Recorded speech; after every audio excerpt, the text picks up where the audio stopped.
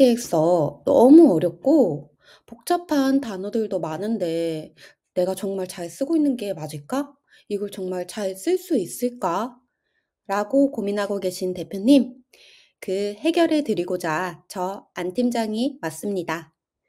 사실 사업계획서라는 말을 들으면 굉장히 법적인 내용들이 가득 차 있고 양도 엄청 많아야 될 것 같이 느껴지는데요.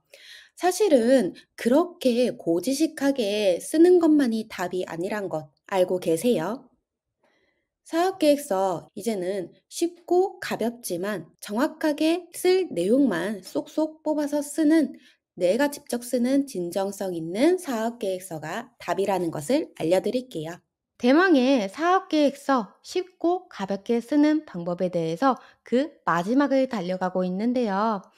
빨리 우리 사업계획서 완성을 시키고자 오늘도 바로 사업계획서 작성 시작해 보도록 하겠습니다. 다음으로 사업계획서 대제목 3번 땡땡센터의 사업 내용에 대해서 적어 볼게요. 여기서는 진행할 사업에 대한 우리 각각의 세부 내용에 대해서 적어 주셔야 돼요. 어떻게 쓰느냐? 사업 목표와 연관 있게 이 사업 목표들을 세부 사업으로 나눠서 파트별로 적어 주셔야 되고요. 그리고 기관의 중축, 여기서 또 나옵니다. 어르신, 직원, 기관에 대해서 나눠서 써주셔라. 그리고 또 구체화, 수치화를 시켜라 라고 적어 두었습니다. 그런데 이 세부 사업이라는 게 뭐냐면 위에서 사업 목표 열심히 써오셨죠. 장기형 사업을 함으로써 달성할 사항들에 대해서 쭉 나열을 해봤었는데 그 달성할 사항을 단 몇 줄의 사업 목표로만 써봤다면 여기선 그 사업 목표를 다시 가져와서 지금 보시는 것처럼 사업의 목적, 사업 대상, 그리고 사업 내용에 대해 조금 더 구체적으로 풀어서 쓰는 거예요. 세부 사업을 저는 지금 1번부터 3번까지 총 3가지로만 예를 들 거지만 사업 목표를 5개로 했다면 세부 사업도 5개로 동일하게 맞춰도 되고 대표님이 원하는 센터에서 진행할 사항을 좀 더 세밀하게 쪼개서 5개 이상으로 늘려도 돼요. 예를 들어서 어르신과 관련된 사업 3개, 직원과 관련된 사업 3개, 기관과 관련된 사업 3개. 그럼 벌써 총 6개의 세부 사업이 나오죠. 중요한 거는 세부 사업의 개수는 한정되지 않는다는 점. 다만 너무 방대한 개수는 오히려 시행하지 못할 계획이라고 판단돼서 지적사항이 될 수 있다는 것만 잘 기억하셔서 적정선 안에서 세부 사업을 적어두세요. 그리고 세부 사업을 정하실 때 정말 꼭 들어가야 되는 사업들이 있거든요. 제가 여기에 한번 적어 드릴게요. 꼭 들어가야 하는 세부 사업들. 장기유양 서비스 제공과 관련된 사업이 꼭 들어가야 되고요. 그리고 직원의 교육과 관련된 사업. 마지막으로 기관과 지역사회 간의 소통 관련 사업. 이 3가지 사업은 꼭 들어가셔야 되세요. 지금 지정심사에서 가장 중요하게 생각하는 부분들이거든요. 장기요양센터를 운영하면 당연히 그 센터에서 제공하는 서비스에 대한 관련된 사업이 꼭 들어가야겠죠. 그리고 직원이 얼마만큼 양질의 교육을 받는가에 따라서 어르신께 제공하는 서비스의 질도 달라지기 때문에 그와 관련된 직원의 교육도 중점적으로 보고 있고요. 마지막으로 제가 지역사회에서의 기관에서의 역할이 정말 중요하게 심사 기준으로 떠오르고 있다고 말씀드렸잖아요. 그래서 마찬가지로 기관과 지역사회 간의 소통 관련된 사업, 이 3가지 사업은 꼭 세부 사업 중에 하나씩 들어가야 됩니다. 그래서 이 사업들 참고하셔서 세부 사업에 넣어 주시고 저는 그래서 이 3개 사업을 중점적으로 예시를 들어 드릴게요. 이 3개 사업 이외에 더 추가하실 사업을 더 추가하셔도 되고 그리고 여기서 정말로 제가 주의 드리고 싶은 말은 제가 지금 쓰는 예시들은 비슷은 해도 돼요. 하지만 똑같으면 진짜 안 되거든요. 무슨 말씀이신지 아시죠? 제가 쓰는 자료에서 활용할 문구, 키워드만 쏙쏙 뽑아서 다시 써보시는 연습 꼭 해보세요. 본격적으로 한번 적어 보도록 하겠습니다. 그러면 제가 일단은 사업 목표도 계속 왔다 갔다 하면서 봐야 되기 때문에 제가 그냥 보시기 쉽게 이 사업 목표를 복사해서 여기에 잠깐 여기 위에 올려둘게요. 네. 여기는 그냥 한번 참고하기 위해서 내용을 올려놨고 제가 다 쓴 다음에 여기는 지울 거예요. 그래서 대표님 보시기 쉽게 적어 놨습니다. 우선은 사업의 기간의 중축에 대해서 적어 줄 거고 여기도 바로 음 어르신, 직원, 기관 이렇게 나눠 볼 거고요. 어르신과 관련된 사업, 직원과 관련된 사업, 기관과 관련된 사업을 적어 주시면 되세요. 여기서 어르신과 관련된 사업이 무엇인가 한번 생각해 보시면서 아까 썼던 사업 목표를 여기에 한번 적용을 시켜 볼 건데요. 어르신과 관련된 사업 목표가 뭐가 있나요? 네, 바로 1번 있고요. 2번 있고요. 그리고 3번 이렇게 있겠죠. 이 세 개를 합쳐서 1번 세부 사업 어르신과 관련된 사업에 대해서 녹여 보도록 할게요. 그러면 세부 사업명을 조금 멋지게 바꿔 볼게요. 어르신과 관련된 사업에 대한 명칭을 한번 적어 보도록 하겠습니다. 지역사회에 그 어르신의 지혜를 전파하고 어르신을 모아서 정확한 서비스를 제공하는 거다라고 이 세 가지를 총괄할 수 있는 내용이 무엇이냐? 바로 어르신에게 서비스를 제공하는 거겠죠? 어르신에게 제공하는 서비스에 대해서 사업을 짓는 거고요. 어르신 서비스 제공 사업이라고 한번 써 보도록 하겠습니다. 그러면 어르신 서비스 제공 사업에 대한 목적이 뭐예요? 당연히 어르신의 건강 유지를 위해서 서비스를 제공을 하는 거고, 어르신의 건강을 유지해서 그런 지혜들을 오래오랫동안 들으면서 유지하고 전파할 수 있는 목적이 있을 거고요. 그리고 많은 어르신을 모집해서 서비스를 제공하는 것을 목적으로 삼을 수 있겠죠. 여기 한번 정리를 해볼게요. 순서대로 나열을 해 보자면은 이 창업 후 1년 내 어르신 15 명을 순서로 잡아 볼게요. 창업 후 1년 내에 어르신 15 명을 모집하여 어르신별 특이 사항을 조사하고 상담하여 개인별 정확한 서비스를 제공한다. 그리고 그 어르신의 생활의 지혜를 유지하고 사회에 전파함을 목적으로 한다라고 이 1번 어르신 서비스 제공 사업의 목적을 이렇게 사업 목표와 연관지어서 정리할 수 있겠습니다. 다음으로 사업 대상에 대해서 적어주시는데 당연히 어르신이겠죠. 사업 대상은 어르신이다라고 적어두고요. 그런데 여기서 장기요양 서비스를 받을 수 있는 어르신은 사실 두 분류로 나뉘거든요. 그 기준은 장기요양 등급이 있냐 없냐예요. 무조건 장기요양 등급이 있어야지만 장기요양 서비스를 받을 수 있는 거 아닌가요? 네, 아니에요. 보통 등급이 있는 어르신이 이용하시는 건 맞지만 등급이 없다고 해서 장기요양 서비스를 이용할 수 없는 건 아니거든요. 다만 등급이 없이 서비스를 이용한다면 국가에서 비용 지원이 나오지 않아서 서비스에 대한 비용 100%를 모두 그 어르신이 내야 하기 때문에 그래서 어떻게든 등급을 받은 후에 장기요양 서비스를 이용하려고 하시는 거죠. 결론은 장기요양 서비스는 등급이 있는 어르신과 등급이 없는 어르신 두 분류의 어르신 모두 이용이 가능하다. 다만 등급이 없다면 국가 지원 없이 전액 어르신이 서비스 비용을 내야 한다. 이 내용을 적어주시면 돼요. 한번 정리해 볼게요. 1번 장기요양 등급을 부여받은 재가 주인 복지 서비스의 대상 어르신이라고 쓸 수 있고요. 그리고 2번 장기요양 등급을 부여받지 않은 어르신이라고 지칭할 수 있고요. 다만 이 어르신은 그 복지 서비스의 비용을 전액 부담한다라고 이렇게 적어주시면 되세요. 그래서 한번 정리를 해볼게요. 우리 계층 기호도 같이 지켜주시면서 문서를 좀 정리를 해주세요. 네, 이렇게 적어봤어요. 사업 대상은 두 가지로 나누고 1번은 장기요양 등급을 부여받은 어르신, 그리고 장기요양 등급을 부여받지 않은 어르신 이렇게 둘로 나눈다라고 적어주세요. 네, 다음으로 사업 내용입니다. 사업 내용에는 무엇을 쓰느냐? 이 서비스라는 게 무엇인지, 이 서비스란 무엇인가? 서비스를 받기 위한 순서는 어떻게 되는가를 적어주시면 되세요. 자, 한번 써보도록 하겠습니다.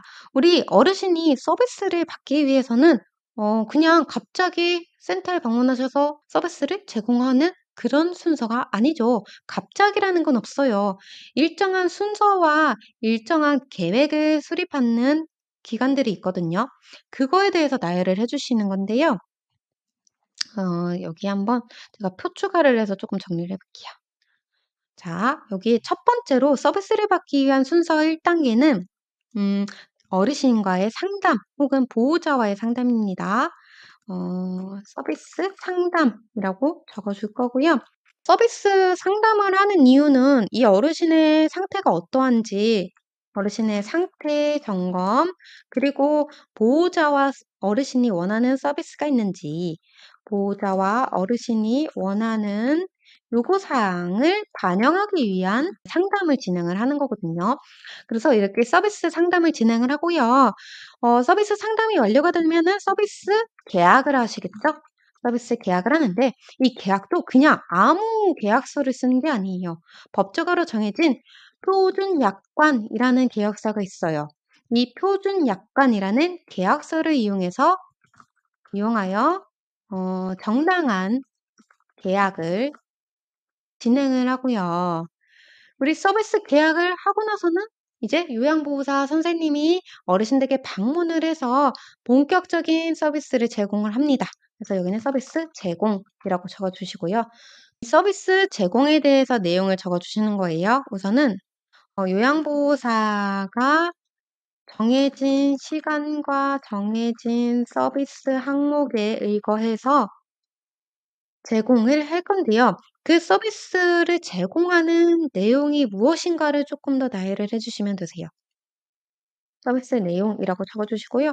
이 장기요양 서비스의 내용을 어떻게 쓰느냐 진짜 머리 아프실 거예요. 사실 솔직하게 구체적으로는 잘 모르시잖아요. 그냥 대략적으로 요양보호사가 어르신 댁에 방문해서 어르신 뭐 외출도 도와드리고 어르신 뭐 식사하는 것도 도와드리고 음식도 해드리고 뭐 이제 몸이 불편하시면 화장실 가는 것도 도와드리고 목욕도 시켜드리고 까지 정도는 아시는데 이걸 어떻게 나열을 하느냐 고민이 되실 건데 참고하실 만한 자료가 있습니다. 어디서 보느냐? 바로 법제처 홈페이지로 들어가 주세요. 법제처 홈페이지에 접속하셔서 우리 현행 법령에 노인 장기요양 보험법이라고 검색을 해주세요.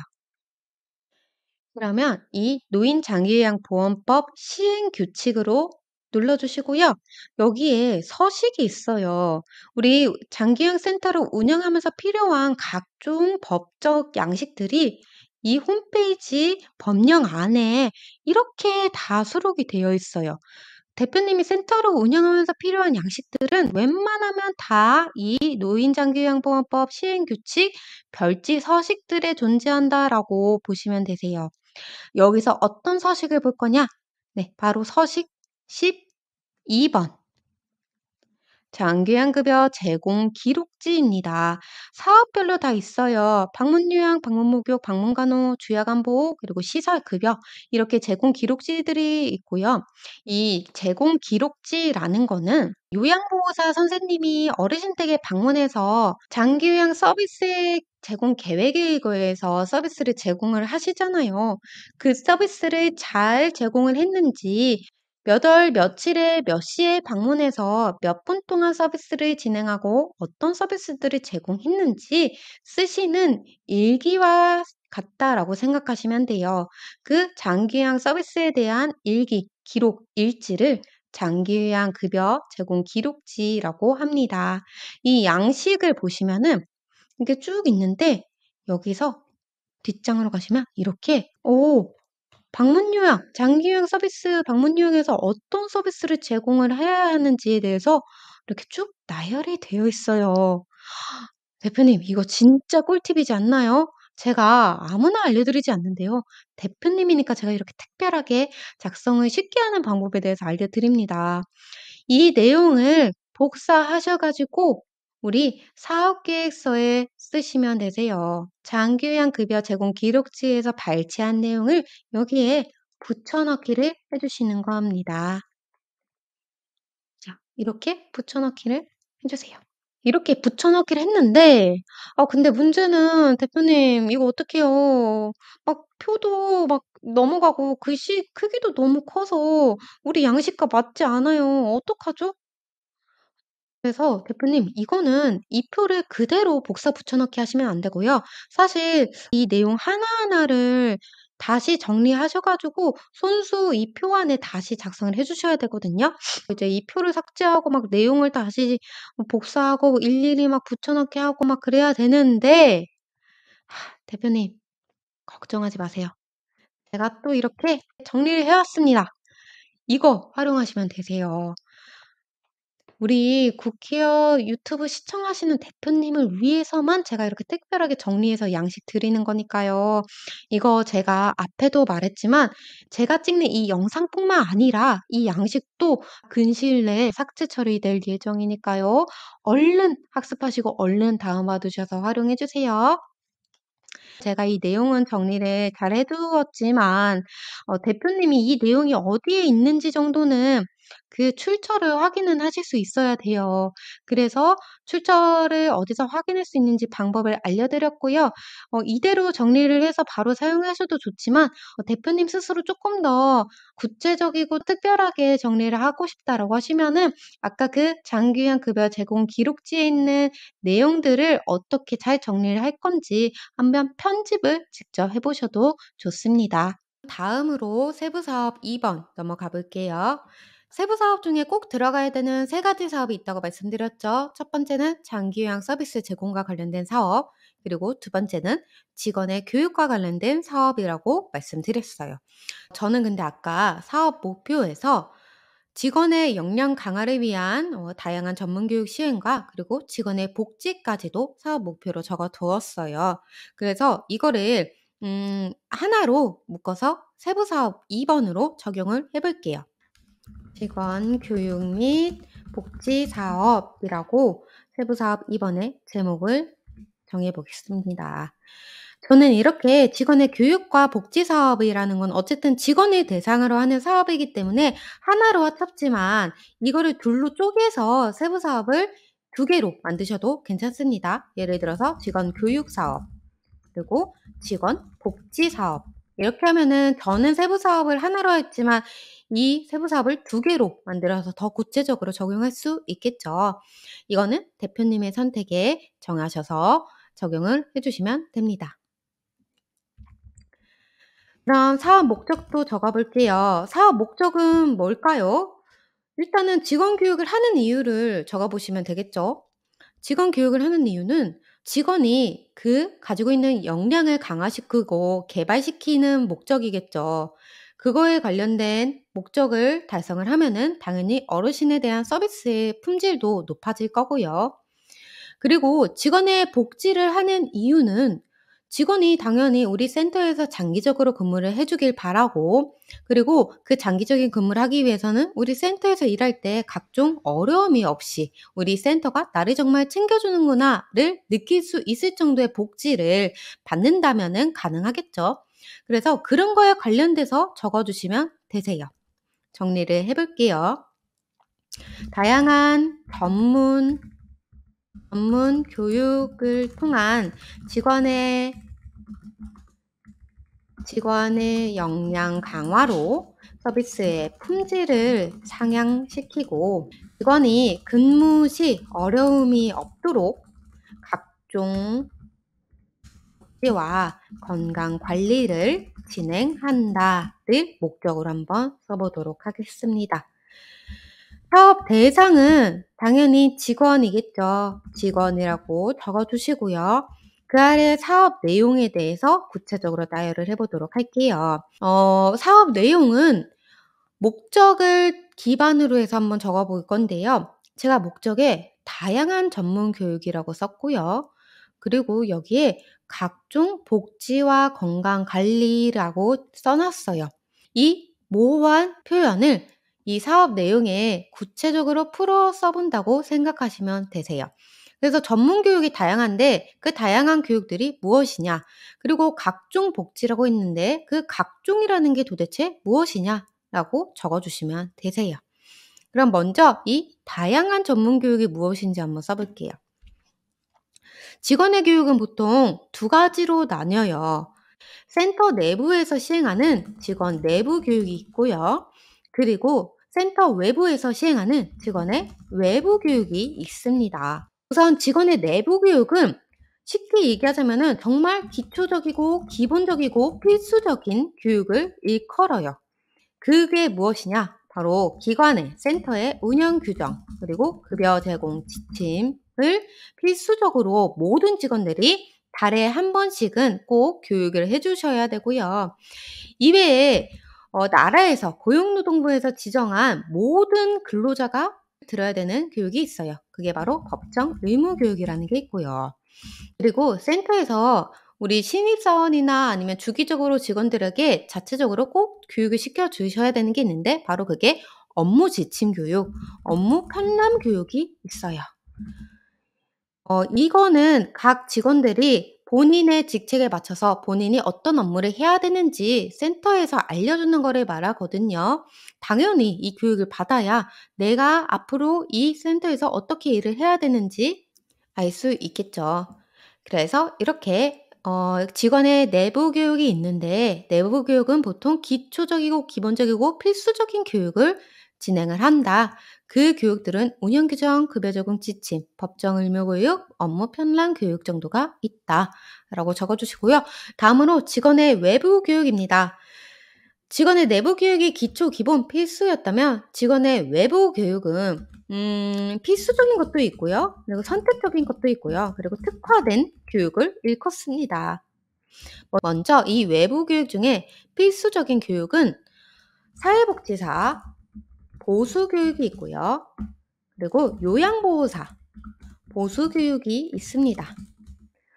이 보수교육이라는 거는 사실 사회복지사로서, 요양보호사로서 자격증을 취득하고 실무를 습득하면서 이미 본인들이 해야 되는 교육들은 이전에 끝났다라고 생각을 하실 수 있지만 계속적으로 법령이 갱신되고 서비스 제공에 대해서 업데이트 되는 것처럼 그에 따라서 사회복지사와 요양보호사의 직책이 중요한 만큼 추가되는 교육도 새롭게 받아라 라는 의미로 보수교육이라고 해요. 그래서 사회복지사, 요양보호사들은 필수적으로 외부에서 받는 보수교육을 시행을 해주셔야 된다. 그리고 추가로 이 선택교육이고 특화적인 교육을 적어주시면 되는데요. 기타 특화교육이라고 적어놓고요. 이거는 사설 기업에서 시행하는 특수교육을 말해요. 예를 들어서 센터 운영을 하는데 장기유양 회계에 대해서 공부를 해도 잘 모르겠다 하는 분들은 각종 회계 교육들이 사기업에서 많이 시행을 하고 있거든요. 전문가를 통해서 듣는 그런 회계 실무 교육에 대해서 사기업을 통해서 듣는다라고 하면은 이 또한 직원 외부 교육에 속하고요. 다만 이런 사설 기업에서 진행하는 특수교육 같은 경우는 증명 서류가 필수기 때문에 교육 이수증 같은 거는 받아주셔야 되는 거고요. 어쨌든 직원의 외부 교육에는 필수적이고 선택적이며 특화된 교육들이 있는데 그 교육들이 이러이러한 거다라고 적어주시면 되세요. 그러면 직원의 다양한 전문 교육에 대해서는 제가 이렇게 사업 내용을 적어봤고요. 다음으로 각종 복지와 건강관리에 대해서 구체적으로 써보도록 할게요. 각종 복지라는 게 무엇일까요? 저는 이 복지도 두 가지로 나뉜다고 생각을 해요. 우선은 센터에서 모든 직원에게 행하는 기본 복지라는 게 있고요. 그리고 모든 직원이 아니고 그 우수 직원들에게만 선별해서 포상을 하는 직원 포상이라는 게 있어요. 한번 하나씩 설명을 드릴게요. 직원 기본 복지라는 거는 센터에서 규정한 모든 직원에게 행하는 복지 사항을 말하고요. 보통은 직원의 경조사, 장례라든가 결혼 등이 있겠죠. 경조사에 센터에서 직원에게 경조금을 지원하는 제도가 있는데 그거를 하나의 기본 복지 제도로 보통 사용하고 있고요. 추가로 직원의 기념일을 좀 챙겨주는 경우도 있어요. 기념일이라고 함은 직원의 생일이라든가 아니면은 1 년에 2번 있는 명절, 그리고 이거는 조금 제가 추가를 한 건데 직원의 입사일을 챙겨준다든가 이런 각종 기념일을 기념해서 직원에게 금품을 제공하는 복지를 직원의 기본 복지로서 사용할 수 있습니다. 이거는 모든 직원에게 적용하는 사항이다라고 알고 계시면 되고요. 다음으로 직원 포상은 모든 직원에게 지급을 하는 게 아니고 분기별로 우수 직원을 선정을 해서 포상하는 제도가 있습니다. 이 분기별로 우수 직원을 선정해서 포상한다는 거는 제가 지어낸 게 아니고요. 우리 센터를 운영하시면서 알게 되겠지만 건강보험공단과 보건복지부에서 우리 센터가 항상 잘 운영이 되고 있는지 수시로 점검을 하고 검토를 하고 평가를 하거든요. 그 평가라는 항목 중에 하나로 이 센터가 직원의 포상을 정기적으로 하고 있는지를 검사를 해요. 그래서 그 검사 항목을 제가 여기에 한번 넣어 본 거예요. 보건복지부에서 하라고 했던 시행 규칙이기 때문에 당연히 우리 사업 내용에도 들어가야 되는 부분이겠죠. 그래서 이 직원 포상을 분기별로 시행해서 이렇게 포상을 하겠다라고 적어 두었습니다. 마지막으로 직원의 건강관리에 대해서 적어 보도록 하겠습니다. 직원의 건강관리에는 어떤 것들이 있을까요? 우선 1 년에 1 회씩 받아야 하는 건강검진이 있고요. 그리고 장기요양 센터에서 근무를 하는 직원들은 필수적으로 이 근골격계 질환 검진을 해 주셔야 되세요. 근골격계 질환 검진이라는 거는 내가 다른 사람을 케어하고 돌보고 뭔가 부축하면은 나의 근육이라든가 아니면 나의 뼈의 건강 상태가 약해질 수밖에 없어요. 이를 방지하고자 미리미리 예방하는 차원에서 근골격계 질환에 대해서 검진을 받아라라고 안내하고 있거든요. 그래서 이런 직원의 건강에 대한 검진을 센터에서 그 검진비에 대해서 일부 지원을 하겠다라는 식으로 쓸 수 있고요. 그리고 제가 위에 기관의 특장점 부분에서 "우리는 특별하게 우리 직원들에게 건강 영양제를 지급을 하겠다."라고 적었거든요. 그거를 여기에도 쓰는 거예요. 건강 영양제 지급. 이거는 제가 특수하게 우리 센터에 자랑으로 넣은 거라서 선택 사항이에요. "우리 센터에서는 이런 거 안 한다."라고 하시면은 쓰시지 말고요. "우리 센터도 이런 걸 하고 싶다."라고 하시면은 쓰셔도 괜찮습니다. "참고만 하셔라."라고 말씀을 드리고요. 이렇게 세부 사업 2 번도 한번 작성을 해 봤습니다. 직원의 교육과 복지 사업에 대해서 제가 세부 사업 2 번으로 정해 봤고요. 사업 목적은 제가 위에 사업 목표와 동일하게 작성을 해 봤습니다. 직원의 역량 강화를 위한 다양한 전문 교육 시행, 그리고 직원의 복지와 건강 관리라고 적어 드렸죠. 그래서 이를 밑에도 사업 목적과 연계를 시켰고요. 사업 대상은 직원이고 이 사업 목적을 조금 더 풀어서 사업 내용에 반영을 시켰습니다. 직원 내부, 외부 교육, 그리고 직원의 기본 복지와 직원 포상, 마지막으로 직원의 건강 관리에 대해서 적어 보았습니다. 네, 사업계획서 작성법 오늘 영상은 여기까지 하겠고요. 드디어 다음 영상에서 길었던 사업계획서 작성의 긴 여정이 끝이 납니다. 다음 영상까지 필수적으로 잘 시청해 주시고요. 모두 시청이 끝난 후 올바른 사학계에서 작성이 마무리되길 기원하겠습니다. 이외에 창업에 대해서 너무 궁금한 게 많으시고 이런 것까지 물어봐도 되나 하는 고민이 많으시다면 국회와 천천박사의 무료 창업 상담 국회와 천천박사가 직접 상담한다는데 이게 진짜 무료라고요? 이거 혹시 사기 아닌가요? 완전 사기죠. 국회의 사기 충천 노인복지 사업을 꿈꾸지만 어떻게 준비할지 막연한 대표님의 미래를 위한 천천박사의 무료 상담. 천천박사는 장기요양 설립 행정 경력만 12년, 요양원, 주간보호, 방문요양, 방문 목욕, 방문 간호, 복지 연구할 것 없이 모든 것을 꿰뚫고 있는 장기요양계의 만물 박사. 그런데 천천박사의 무료 상담 싸가지가 없다네요. 네 가지가 없습니다. 공간 제약이 없고 차별이 없고 요금이 없고 모르는 게 없죠. 기회남용, 상담 목적 오해, 상담 가치 절하를 예방하고자 일생일대 단 한 번만 제대로 누릴 수 있도록 상담자 한 분에게만 집중하고 상담 횟수도 딱 1회로 제한하고 있어요. 정말로 진지하게 고민하시고 상담해주세요. 저는 정말 절실해요. 상담은 어떻게 신청하나요? 온라인 신청만 간단하게 해주시면 접수와 선별을 거쳐서 상담을 진행하고 있습니다. 누구든 열린 단 한 번의 기회입니다. 지금 바로 신청하세요.